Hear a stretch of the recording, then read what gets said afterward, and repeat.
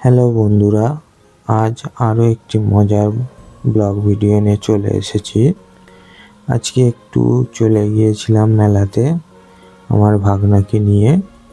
এরপরে ভাগনা জেদ করছিল এটাতে ওঠার জন্য। এরপরে টিকিট কেটে ওকে তুলে দিয়েছিলাম। টিকিটের দাম ছিল 60 টাকা করে। এরপরে দেখো কত মজা করছিল ও।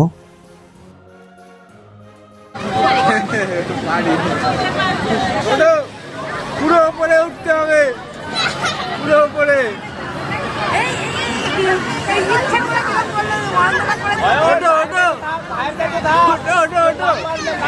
উপরে পুরো পুরো উপরে ওটো। ধরে থাক বাবু।